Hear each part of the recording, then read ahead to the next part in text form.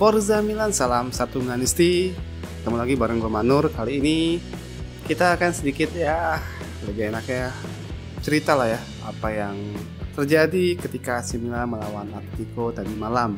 Seperti kita ketahui, AC Milan lagi dan lagi harus mengalami kekalahan ketiga kalinya musim ini di UCL setelah 7-8 tahun absen. Harapannya Milan harusnya bisa berbicara sedikit lebih banyak di grup ini.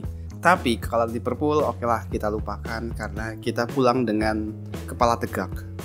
Kemudian saat melawan Atletico, kita sudah hampir bisa menang, bahkan memegang kendali permainan 30 menit awal sebelum ada kejadian Frank Kessie kena kartu merah. Tapi yang harus kita garis bawahi adalah saat AC Milan berkunjung ke Estadio do Braga, stadion kandang dari Porto. Sebelum laga melawan FC Porto, kita sedikit mempunyai asa bahwa kita bisa mencari 3 poin, mencuri kemenangan di kandang Porto dengan harapan Liverpool bisa mengalahkan Atletico. Artinya Milan masih ada harapan untuk lolos ke babak berikutnya. Tetapi jauh dari perkiraan, Liverpool berhasil mengalahkan Atletico di kandangnya dan gue yakin Liverpool sudah pasti lolos ke babak selanjutnya. Tetapi AC Milan malah bermain sangat-sangat buruk. Gue bisa bilang buruk, terserah kalian setuju atau tidak. Di 2 laga sebelumnya ketika melawan Atletico dan Liverpool, jantung deg-degan, tapi mata ini walaupun kita begadang itu tetap on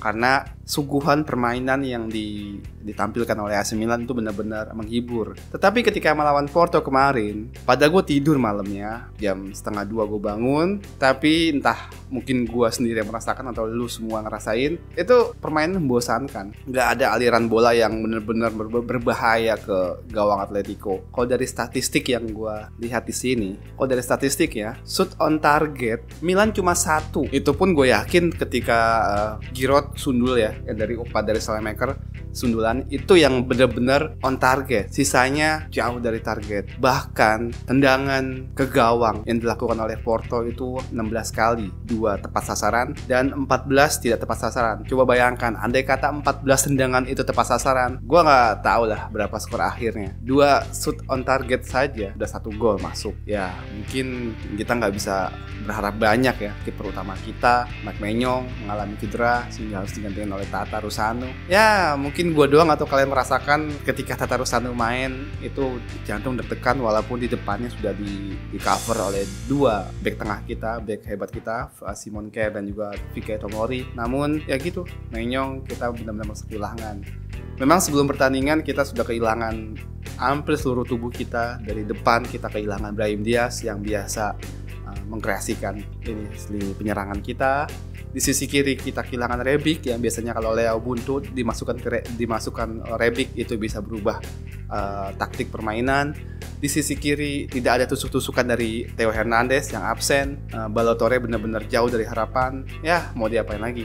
Jadi benar-benar kekalahan melawan FC Porto menjadi mungkin masukan buat Maldini dan Massara untuk bisa melist kembali incaran pemain yang dibutuhkan oleh klub. Untuk kedalaman skuad sebenarnya udah bagus, tapi untuk kelas Liga Champions kita masih jauh dari mereka-mereka yang sudah sering main di Liga Champions. Ya, gua harap dan semoga kita kuat atas bulian dari teman-teman di sosial media setelah Milan kalah 3 kali dalam 3 pertandingan di UCL. Padahal kita sebagai fans selalu menggebor-geborkan bahwa AC Milan itu adalah DNA Eropa, tapi sekali yang main di Eropa kita kalah 3 kali. Semoga ini menjadi pelajaran di musim depan, karena target kita memang di Liga Champions ini tidak jauh-jauh. Kita hanya bisa berharap bermain kembali di UCL. Kemudian di Serie A target kita mungkin bisa Scudetto setelah musim kemarin kita runner up dengan skuad yang lebih mumpuni, dengan pelatih yang lebih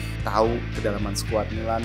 Semoga dengan apa yang terjadi di Liga Champions bisa berimbas ke Liga Italia. Kalau kalian sharing ya, kalian lebih milih kita finish di posisi 4, artinya sudah nggak ada bermain di Liga Eropa lagi, fokus di Serie A, atau kita bisa finish di posisi 3 dan mengincar UEL. Karena resikonya kalau kita bermain di UEL, otomatis tenaga, stamina kita juga terbagi. Kalau gue pribadi berharap Milan fokus di Serie A saja, dengan harapan Januari kita bisa membeli pemain sesuai dengan kebutuhan tim dan musim depan kita bisa masuk ke Liga Champions dengan persiapan yang lebih mantap.